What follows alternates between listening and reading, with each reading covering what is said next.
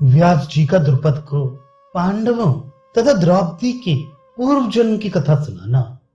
व्यास जी ने कहा, पांचाल नरेश, पूर्व काल की बात है। नैमिषारण्य क्षेत्र में देवता लोग एक यज्ञ कर रहे थे। उस समय वहां सूर्यपुत्र यम शामित्र अर्थात यज्ञ कार्य करते थे। राजन, उस यज्ञ की दीक्षा लेने के कारण यमराज ने मानव प्रजा की मृत्यु का काम बंद कर रखा था। इस प्रकार मृत्यु का नियत समय बीत जाने से सारी प्रजा अमर होकर दिनों दिन बढ़ने लगी। धीरे धीरे उनकी संख्या बहुत बढ़ गई। चंद्रमा, इंद्र, वरुण, कुबेर, साध्यगण, रुद्रगण, वसुगण, दोनों अश्विनी कुमार तथा अन्य सब देवता मिलकर जहां सृष्टिकर्ता प्रजापति ब्रह्मा जी रहते थे वहां गई। वहां जाकर वे सब देवता लोक गुरु ब्रह्मा जी से बोले, भगवान, मनुष्यों की संख्या बहुत बढ़ रही है, इससे हमें बड़ा भय लगता है। उस भय से हम सब लोग व्याकुल हो उठे हैं और सुख पाने की इच्छा से आपकी शरण में आए हैं। ब्रह्मा जी ने कहा, तुम्हें मनुष्यों से क्यों भय लगता है? जबकि तुम सभी लोग अमर हो, तब तुम्हें मरण धर्मा मनुष्यों से कभी भयभीत नहीं होना चाहिए। देवता बोले, जो मरणशील थे वे अमर हो गए।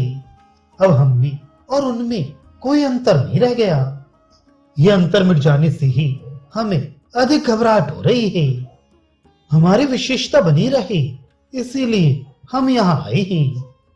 भगवान ब्रह्मा जी ने कहा, सूर्यपुत्र यमराज यज्ञ के कार्य में लगे हैं, इसलिए ये मनुष्य मर नहीं रहे। जब वे यज्ञ का सारा काम पूरा करके इधर ध्यान देंगे, तब इन मनुष्यों का अंतकाल उपस्थित होगा।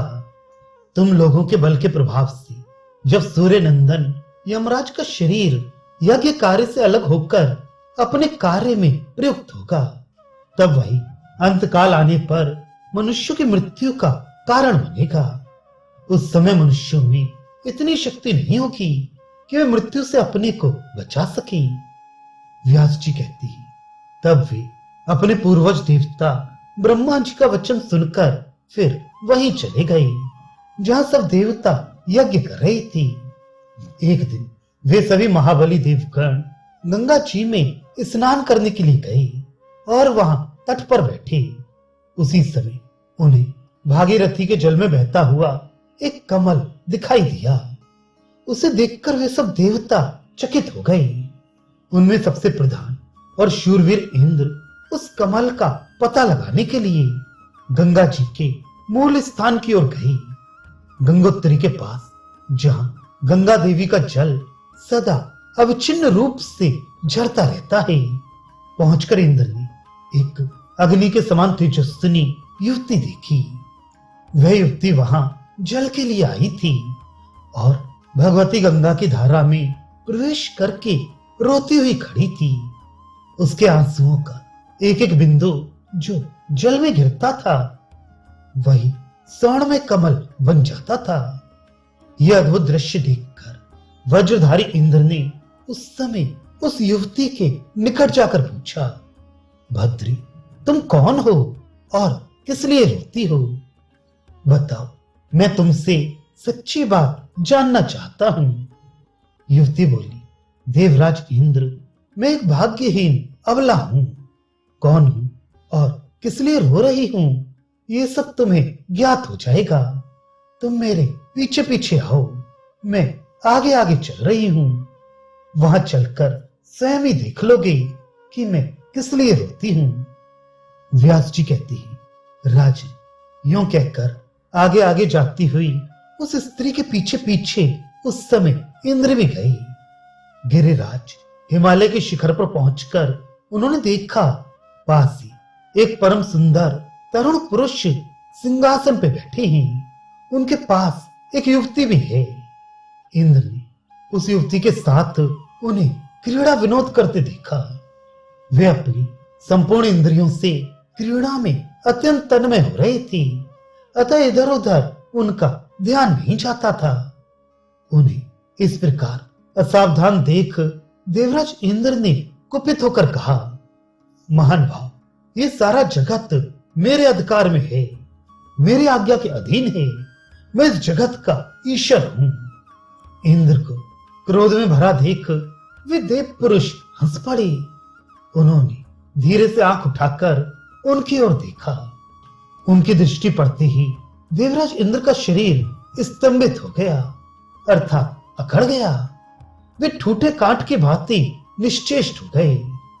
जब उनकी वे क्रीड़ा समाप्त हुई तब वे उस रोती हुई देवी से बोले, इस इंद्र को जहां मैं हूं वहीं मेरे समीप ले आओ, जिससे फिर इसके भीतर अभिमान का प्रवेश ना हो। तदनंतर उस स्त्री ने ज्यों ही इंद्र का स्पर्श किया, उसके सारे अंग शिथिल हो गए और वे धरती पर गिर पड़े। तब उग्र तेजस्वी भगवान रुद्र ने उनसे कहा, इंद्र, फिर किसी प्रकार भी ऐसा घमंड न करना।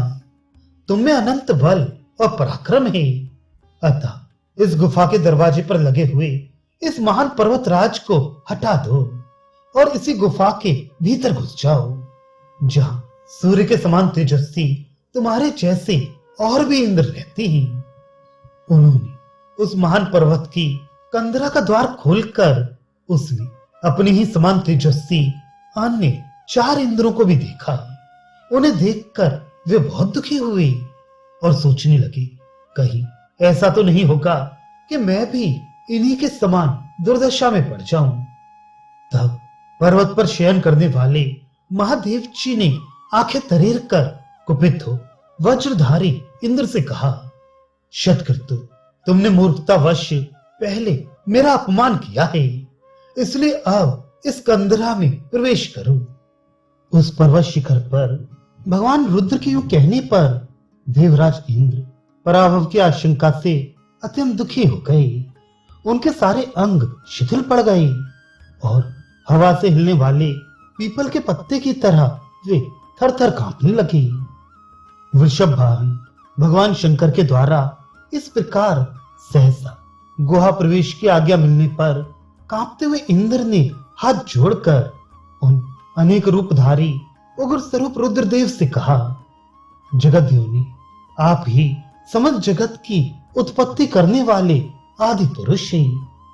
तब भयंकर तेज वाले रुद्र ने हंसकर कहा, तुम्हारी जैसी शील स्वभाव वाले लोगों को यहाँ प्रसाद की प्राप्ति नहीं होती। ये लोग भी पहले तुम्हारे ही जैसे थे, अतः तुम भी इस कंदरा में घुसकर शयन करो। भाव भविष्य में निश्चय ही तुम लोग ऐसे ही होने वाले हो। तुम सबको मनुष्य योनि में प्रवेश करना पड़ेगा।